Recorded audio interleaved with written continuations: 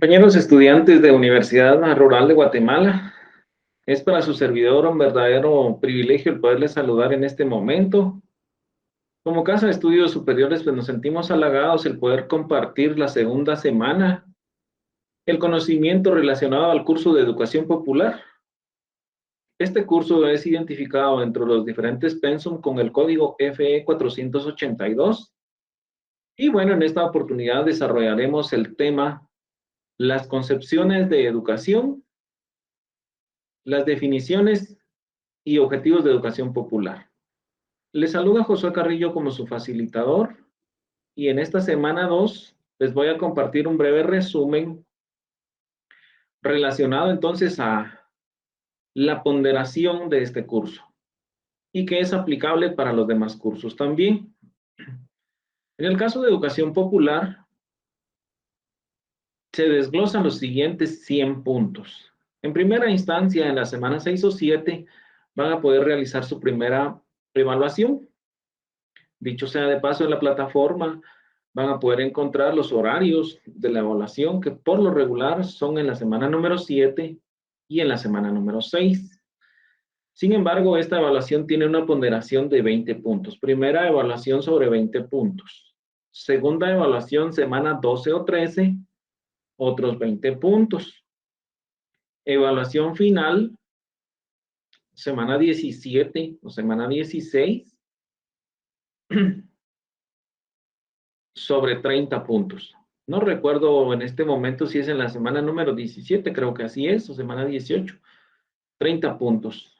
Primera prueba parcial 20. Segunda prueba parcial 20, el acumulado 40. Evaluación final, acumulado 70. Se tienen a bien realizar dos tareas de investigación. La primera sobre 10 puntos después de la primera prueba parcial. Acumulado 80 puntos. Una segunda tarea de investigación después de la semana 12, otros 10 puntos, acumulado 90, y 10 puntos del proyecto Paz. ¿En qué consiste este proyecto Paz? El proyecto de ayuda social consiste en contribuir económicamente a través de víveres, a través de alimentos o de algunos medicamentos a una familia o a varias familias, que puede hacerse de manera individual o de manera grupal.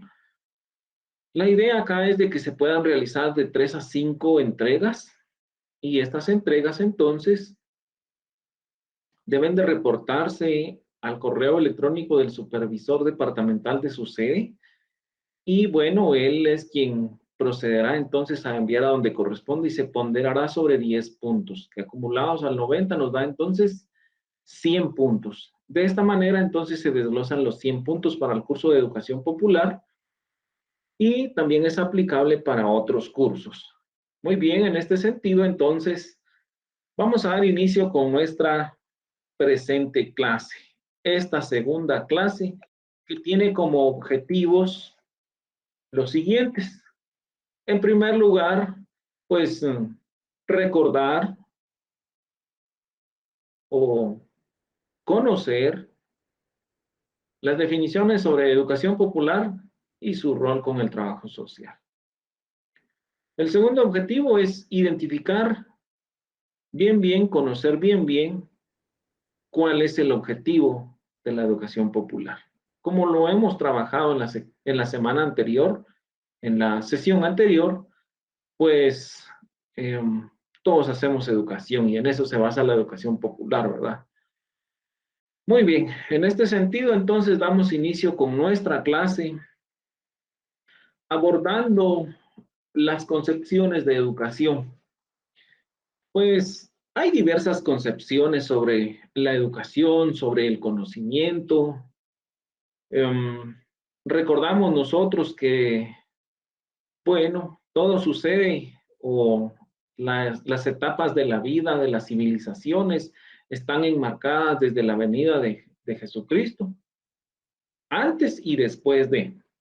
Y en este sentido, entonces, las concepciones históricas de la educación se basan en el antes y en el después.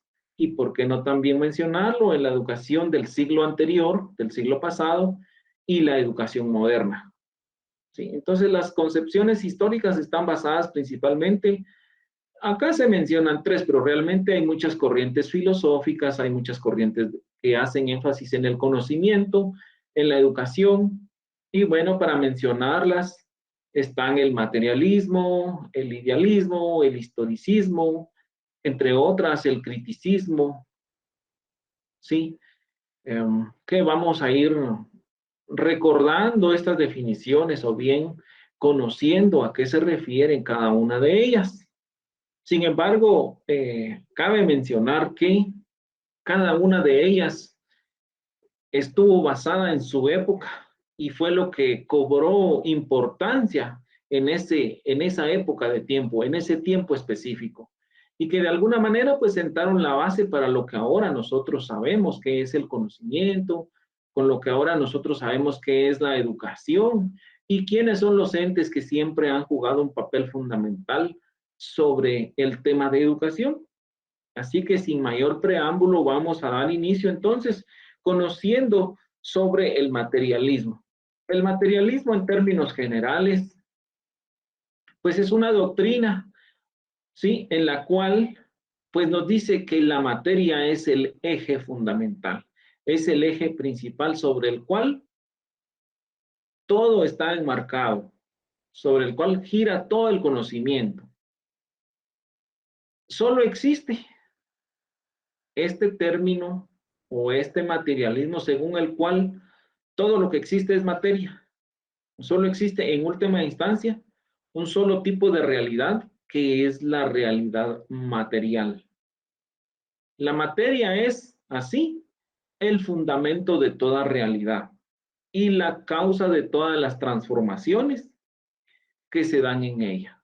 Este es un concepto que nos dice que hizo énfasis en los años 340 a 270 antes de Cristo, y los principales creadores de esta corriente, de esta escuela del materialismo, pues es Demócrito y Epicuro.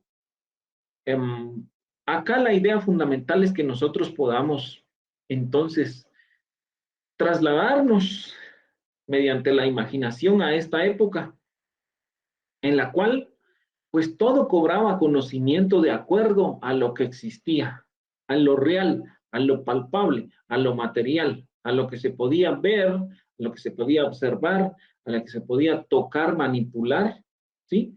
Y de acuerdo a ello entonces se basaba el conocimiento. Por supuesto que esto cobró entonces mucho énfasis en su época, mucho énfasis en ese tiempo, y que de alguna manera ha sentado las bases entonces en el conocimiento moderno. Sin embargo, pues nosotros podemos de manera concluyente poder decir que el materialismo entonces se basa en la realidad material. Ese es el énfasis. Todo conocimiento surge entonces de lo material y de las transformaciones de la realidad, ¿sí? De lo material. Muy bien.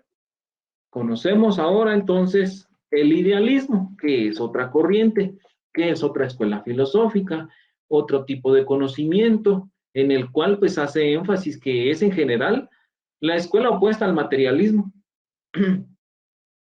¿sí? Opuesta a ella, en el cual pues también se opone al realismo, a lo real, a lo visible, a lo palpable. En oposición al realismo, bueno, sostiene que los objetos físicos no pueden tener existencia aparte de una mente que sea consciente de ellos. Los principales autores, los principales pensadores, filósofos, las personas que atribuyeron este tipo de conocimiento ya un poco más profundo, que ya no solo se basa en lo real, en lo material, sino que se basa en lo intelectual, en la capacidad del Homo sapiens sapiens, es decir, del ser humano, en el cual dice que los objetos físicos sí existen, que pueden tener existencia, pero que únicamente van a cobrar interés, van a cobrar importancia mediante la conciencia. Entonces acá está englobado el aspecto mental, el aspecto conceptual, la forma de utilizarlos, la forma de manipularlo, la forma de transformarlo, ¿sí? cada uno de estos elementos de la materia para el beneficio entonces del ser humano. Dentro de estos pensadores, dentro de estos filósofos, se encuentran Platón, Leibniz, Hegel, Immanuel Kant y otros, que si nosotros nos podemos indagar sobre ellos, podemos entonces decir que concluían en la conciencia del ser humano. ¿Sí? Los objetos ahí existen, pero el ser humano tiene la capacidad entonces de transformarlos.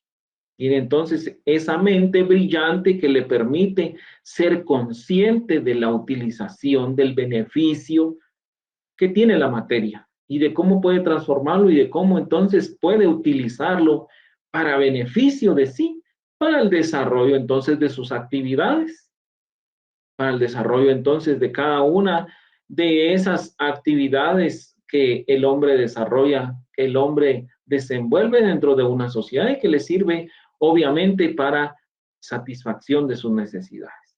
Esto lo dice entonces Platón, Hegel y Kant, entre otros, ¿verdad? El idealismo. Ahora bien, pasamos a conocer qué es el historicismo. El historicismo acá, el precursor o uno de los precursores fue Karl Marx. Para esta corriente historicista no hay sucesos aislados, sino que siempre existe una conexión, un vínculo, una relación entre el pasado y el presente, lo cual explica y da sentido a los fenómenos que ocurren. Cualquier hecho, cualquier fenómeno puede ser explicado a través del análisis histórico. Entonces, ¿qué nos dice el historicismo? Que hay un proceso evolutivo, ¿sí? Que lo que en su momento fue lo más importante sentó la base sobre el conocimiento de algo que después vino a renovar, a transformar o a refutar. Ese conocimiento lo vino a ampliar y así ha venido por varios siglos, por varias décadas, por varios cientos y miles de años, ¿verdad? Como veíamos que al principio, pues esto data, ¿verdad? Desde hace muchos años, desde antes de Cristo y después de. Entonces, principalmente están estas tres corrientes, pero también hay otras corrientes como por ejemplo el racionalismo. ¿Y qué es el racionalismo? Pues acá nos dice que toda realidad es de carácter racional, ¿sí? El racionalismo metafísico.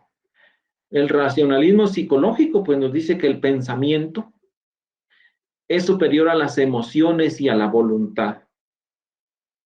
Usted piensa algo y se mueve a hacerlo, ¿sí? O las emociones las genera de acuerdo a algo que ha pensado.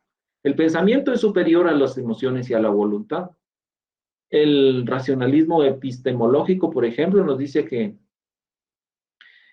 dentro de estos conceptos naturales, pues se tiene mayor pertinencia en el tema de los supuestos filosóficos de las ciencias sociales.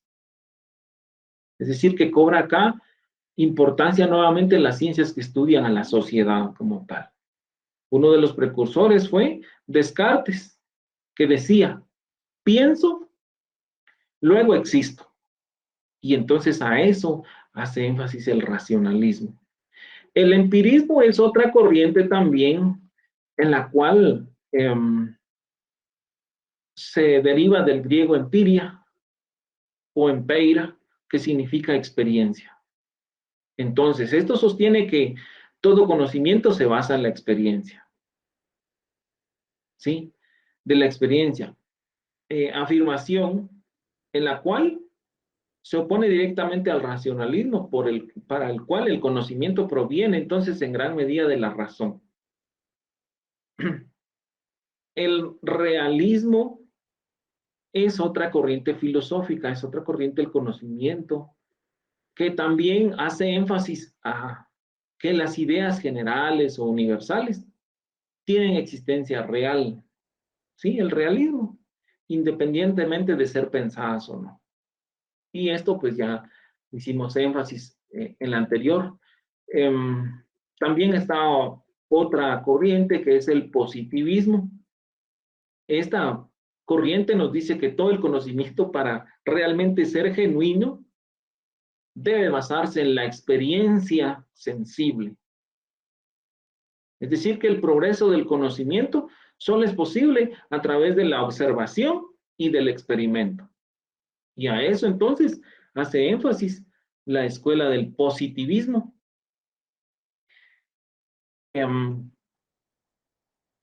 Pasamos ahora a conocer qué es la educación tradicional, ¿sí? La educación tradicional, pues es la educación que se practicaba en el siglo anterior, en el siglo pasado. Todo lo que tenía de algún modo vigencia pedagógica hasta finales del siglo pasado. Acá en la educación tradicional, quizá algunos de ustedes ya no la vivieron, o quizás posiblemente también la hayan vivido y hayan tenido esa experiencia, pero seguramente conocidos suyos, conocidos como por ejemplo sus padres, sus abuelos, pueden comentarles que esta educación pues tradicional se basaba principalmente en nuestro país con un énfasis que, por ejemplo, la letra, o sea, el conocimiento, entraba al ser humano a través de la sangre, a través de la rigidez, a través del castigo. La letra con sangre entra, decía.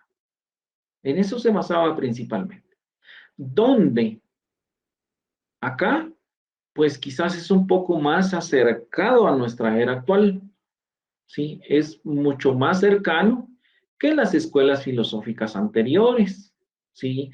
Como el materialismo, el idealismo, el realismo, el positivismo, el historicismo, entre otros. Entre otras corrientes, entre otras escuelas filosóficas del conocimiento, pero que la educación tradicional era aquella en la cual el maestro era el que lo sabía todo, ¿sí?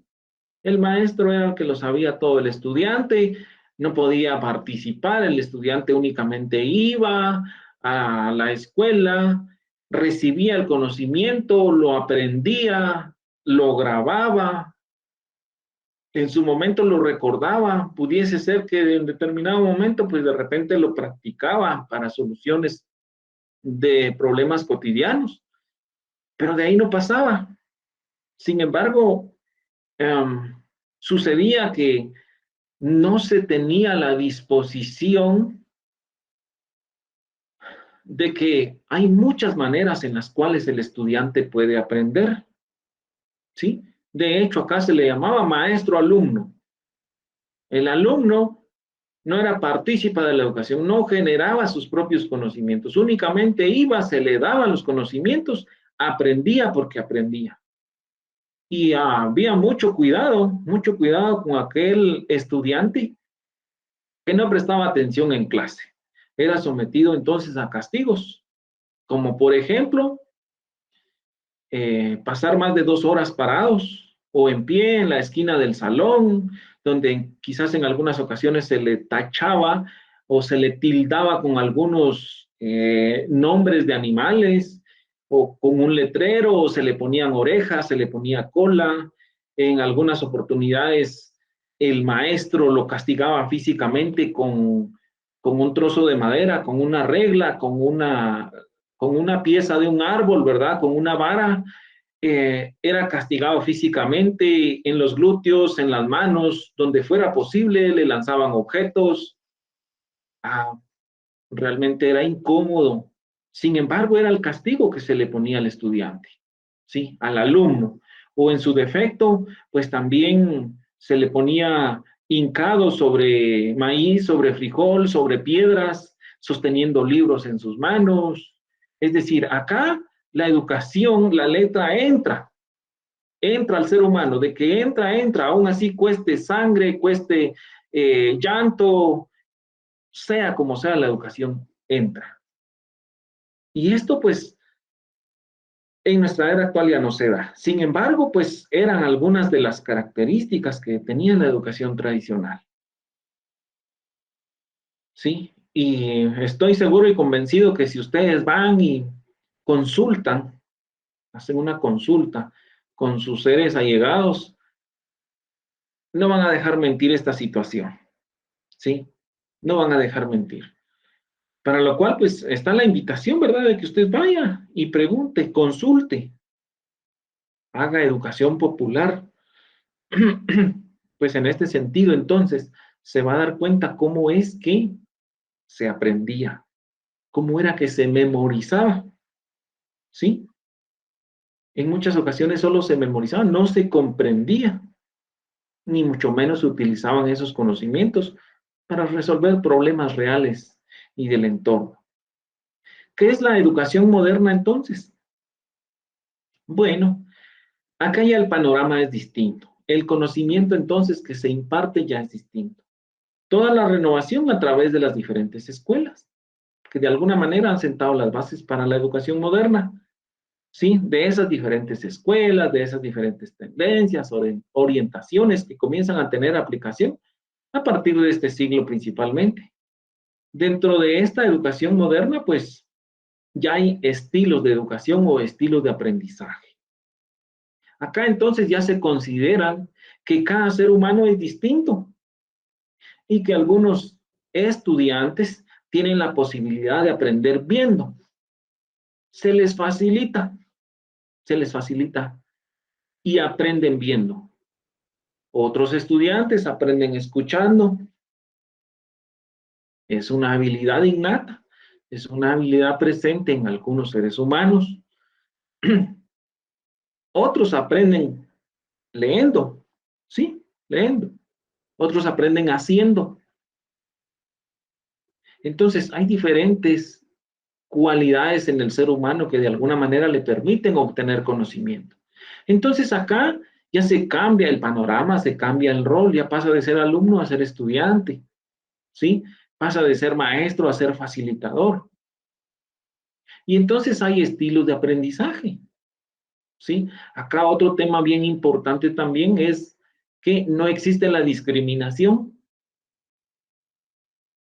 De hecho, acá en nuestro país todos sabemos de que existe la Constitución Política de la República de Guatemala, que en uno de sus capítulos, no recuerdo bien ahora el, el artículo, pero seguro estoy que en el capítulo de educación se habla de que realmente es el Estado debe ser garante y debe ser el que principalmente está obligado a brindar educación pública a sus habitantes. Entonces acá todos tenemos derecho a la educación, ¿sí? Todos tenemos derecho a la educación y la educación entonces en nuestra era actual no se debe de dar discriminando, porque hay varios tipos de discriminación. Acá no se hace la distinción entre raza, entre sexo, entre color de piel, entre cultura, entre religión. Acá todos tenemos el derecho a la educación, ¿sí? O hay personas que de repente tienen capacidades distintas a las de la demás población, conocidas comúnmente como personas especiales, porque tienen capacidades distintas. Ese es el término correcto, con capacidades distintas, ¿sí? Y que ahora no se le puede vedar ese derecho. De hecho, ahora se habla de una educación inclusiva, en la cual, pues, no importa la situación en la cual la persona esté, si necesita educación, si quiere educación, se le puede facilitar en los centros educativos, tanto públicos como privados, porque caso contrario se están violando los derechos inalienables al ser humano. Entonces, a eso pues hace énfasis la educación moderna, en el cual el facilitador, como ya no es llamado maestro, permite entonces todos los medios, ¿sí? Permite o crea esos medios para que el estudiante llegue y haga educación. que entonces pueda conocer, pero que va a aprender haciendo las cosas. La actividad escolar entonces ya es distinto, la metodología es distinta. De hecho, en nuestro país, nosotros contamos con un currículum nacional base, desde los primeros años hasta la educación superior. Bueno, que realmente el CNB solo es hasta el nivel diversificado, ¿verdad? Y a nivel superior, pues todos ya sabemos de que existen las diferentes mallas curriculares, donde pues una casa de estudios superiores ya ha llevado el proceso a donde corresponde, ¿sí? Y que estos le han autorizado los diferentes cúmulos de conocimientos que están incluidos dentro de la malla curricular. Pero a nivel diversificado, a nivel básico, a nivel primaria, preprimaria, kinder, paín, pues todos sabemos de que existe un CNB, un currículum nacional base. Y este currículum nacional base, ¿qué es? Pues es un proyecto de nación, es un proyecto que trae consigo entonces el desarrollo de muchas aptitudes, de muchas cualidades, de muchas capacidades para el estudiante, de tal manera que pueda resolver problemas reales de acuerdo a los conocimientos que se le han facilitado en los diferentes centros educativos. Entonces acá ya viene implícito lo que es la educación basada en competencias, en indicadores de logro, ¿sí? En actividades, en contenidos que hay que desarrollar, donde ya es una guía para el facilitador. E incluso ya viene programado durante el tiempo que dura el ciclo escolar. Entonces trae consigo también, incluidos los fines educativos, los contenidos didácticos, los criterios de aprender y también los fines que persigue. Antes de pasar a educación popular, tenemos nosotros con este breve recordatorio de las diferentes corrientes, de los diferentes enfoques que entonces tiene la educación, las posibilidades del conocimiento. ¿Qué posibilidades existen entonces con relación al conocimiento? Para interpretar cuál es la forma más correcta, más idónea que presenta el conocimiento, ¿sí? En un momento en el cual de repente no existe integración o no existe interacción entre el sujeto y el objeto. Por ejemplo, el dogmatismo.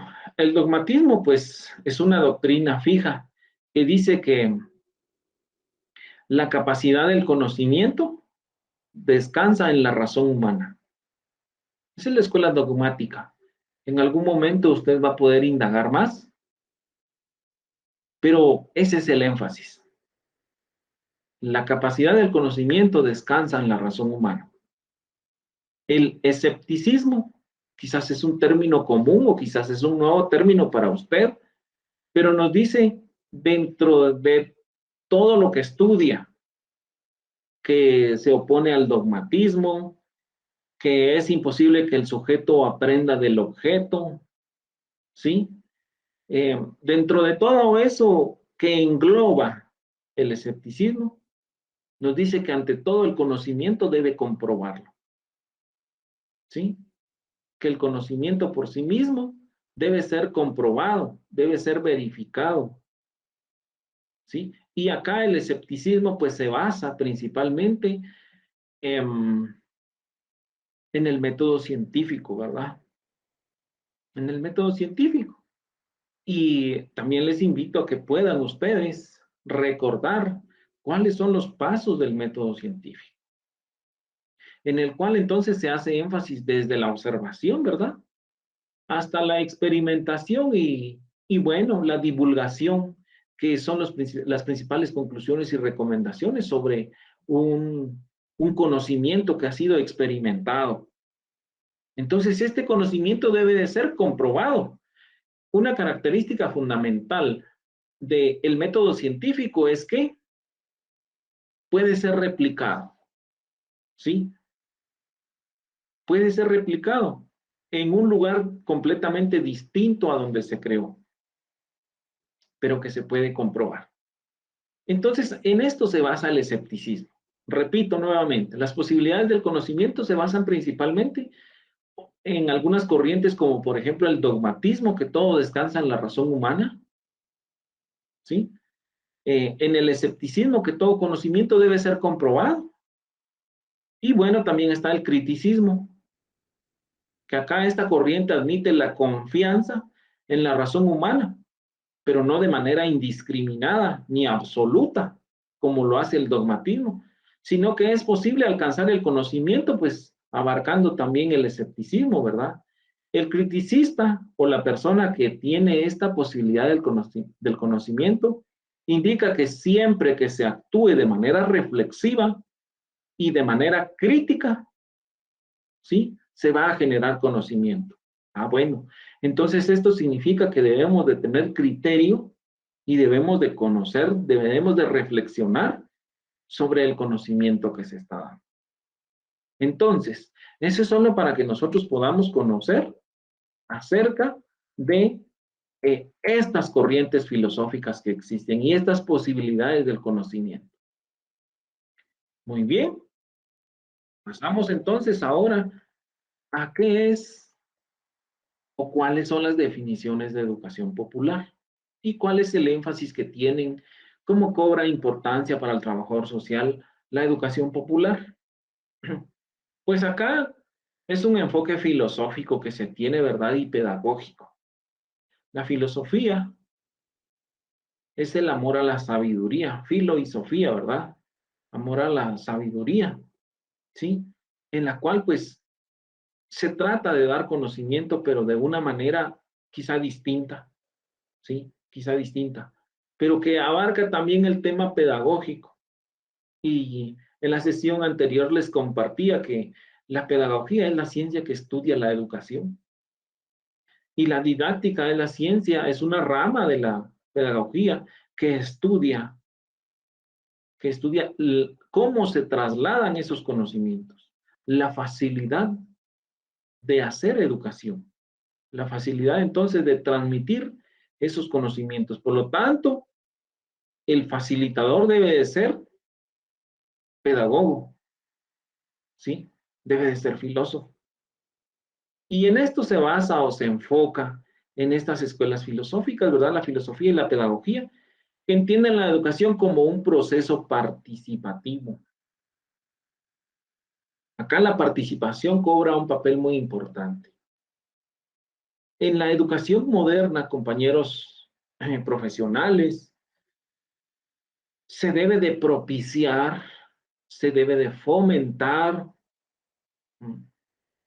la participación.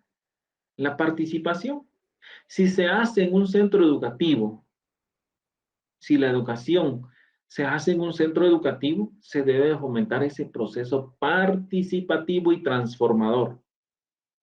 Vamos a participar entonces del conocimiento, pero vamos a tener esa habilidad de reflexionar, esa capacidad de analizar, esa capacidad de transformar nuestro entorno, cuyo aprendizaje entonces se basa en la experiencia práctica.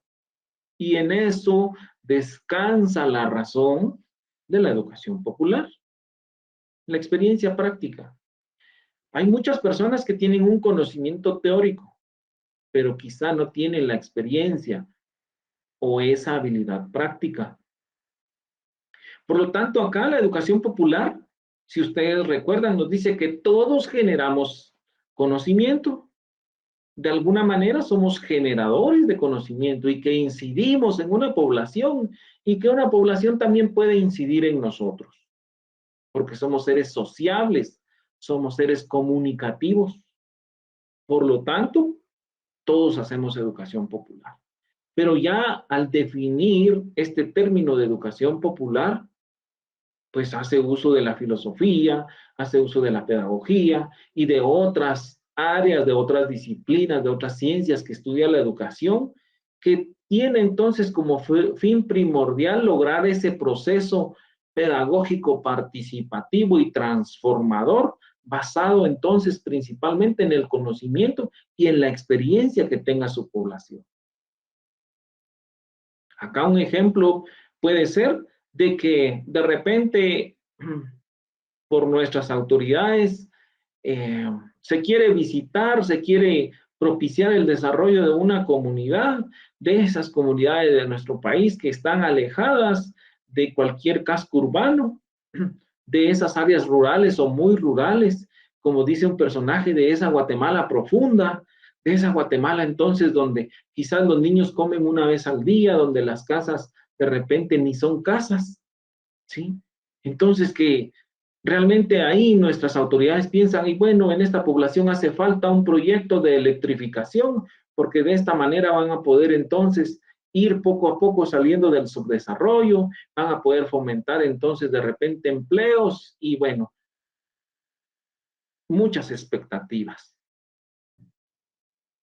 Se empieza entonces con la organización, de repente entonces se habla con las empresas que puedan llevar energía eléctrica, se buscan todos los medios, se tienen ya los medios, se tienen los fondos, se compran los materiales, existe el personal capacitado para hacer esto, lo otro que realmente necesita la comunidad y bueno, se llega a la comunidad. Y de repente es muy buen proyecto y todo está enmarcado de tal manera que se logran los objetivos y todo parte al 100, al 100%. Excelente, muy buen proyecto. Pero cuando llegan a la comunidad se dan cuenta que sí es una necesidad. Por supuesto que es una necesidad. Pero de repente no es la necesidad prioritaria. De repente y las personas de esta comunidad dicen, bueno, nosotros sí necesitamos energía eléctrica, pero lo que a nosotros más nos surge es un proyecto de agua potable, un proyecto de agua entubada. Agua, necesitamos agua en el hogar. Sin energía de repente sí podemos vivir, pero sin agua no. Entonces de repente ahí se basa en la experiencia práctica, el ir uno directamente a donde está la población afectada. Como trabajador social entonces corresponde ir, asistir a la comunidad, ir a esos lugares donde de repente nadie se atreve a ir, conocer cuál es la actualidad, cuál es la situación entonces actual de la población, priorizar sus necesidades, por supuesto gestionar ayudas, de tal manera que vaya enmarcado en el proceso del desarrollo del ser humano, en educación, en salud, en infraestructura, en vivienda, en servicios para la población. Y es ahí donde cobra entonces interés del trabajador social, porque el trabajador social realmente es la persona que va a ir a trabajar con la población y va a conocer entonces cuáles son las expectativas. Y así como se ejemplifica de un área de la Guatemala profunda, también se puede ejemplificar del área urbana, donde hay necesidades también, por supuesto. Somos un país en subdesarrollo, que queremos alcanzar el desarrollo, pero nos hace falta un trabajo cooperativo y participativo. Según Paulo Freire, que pues ya sabemos, ¿verdad? Que realmente fue una persona que contribuyó a la educación popular. Nos enseña, ¿verdad? O nos dice que el enseñar no es transferir solo conocimientos. No, no es solo de transferir y decir, mire, 2 por 2 son 4, 2 por 3 son 6, 2 por 4 son 8. Sino es de crear esa posibilidad que el estudiante vaya y que diga, bueno, si yo hago 2 grupos de 3 me da 6, si yo hago 3 grupos de 3 me da 9, si yo hago 4 grupos de 3 me da 12, que es una manera distinta entonces de poder enseñar. Es decir, entonces que acá se traslada al estudiante, al alumno, al medio que lo rodea, de tal manera que pueda generar conocimiento. O sea, dicho en otras palabras, lo que Freire nos dice es de que hay que aprender haciendo. Y la educación popular se basa también en esto, en que se aprende de la experiencia de otros. Hay personas que de repente nosotros estamos realizando tal actividad, pero hay personas que ya han tenido una o muchas experiencias de acuerdo a esa actividad que se está realizando. Y por eso entonces se basa en la experiencia. El rol de la educación popular, llamada liberadora, se caracteriza por ser un espacio de diálogo, un encuentro de reflexión que se debe de propiciar a través de la superación, a través de la contradicción de educando, educador, no, acá todos somos generadores de educación, nadie educa a nadie y todos educan a todos, ¿sí? Todos nos formamos, todos generamos educación, todos aprenden y generan conocimiento popular y colectivo. Ese es el rol realmente de la educación. Ahora bien, ¿cuál es entonces el objetivo de la educación popular? El objetivo entonces se basa en que se debe contribuir a la construcción de una democracia sustantiva real y no solo formal, en la que todas las personas y pueblos tengan la capacidad y la posibilidad afectiva de participar en condiciones de igualdad. Así también de poder impulsar cambios sociales a favor del desarrollo y del bienestar colectivo. Acá nos está hablando entonces de sociedad, ¿sí? Pero que dentro de esa sociedad se debe de involucrar a la población, tanto niños, jóvenes como adultos, de tal manera que se respeten los comentarios, ¿sí? De tal manera que se propicie la participación, la comunicación, el respeto, la organización, de tal manera que mediante estos se puedan alcanzar esos proyectos en beneficio de la población, no en beneficio solo de unos, sino en beneficio de todos. ¿Y qué es lo que realmente nuestro país necesita? ¿Sí? Que hayan personas entonces que les guste, que amen su trabajo y que vayan y que organicen a las comunidades para que de alguna manera puedan solventar sus necesidades a favor de toda la sociedad, ¿sí? Que puedan solventar sus necesidades sociales y que busquen el desarrollo y el bienestar colectivo. Así que ese es el llamado, compañeros, compañeros profesionales, a hacer una educación popular, una educación que venga y que transforme nuestras sociedades en beneficio de un desarrollo sostenible y sustentable, que es lo que necesita nuestro país. Pasamos entonces ya para finalizar a nuestras preguntas de estudio. Pregunta número 1. Su fin último es contribuir a la construcción de una democracia sustantiva real y no solo formal. Pregunta 2. Es una doctrina filosófica que explica que todo lo único real es la materia. Pregunta 3. Incluye toda la renovación a través de diferentes escuelas, tendencias y orientaciones aplicables a partir de este siglo. Pregunta 4. Se refiere a todo aquello real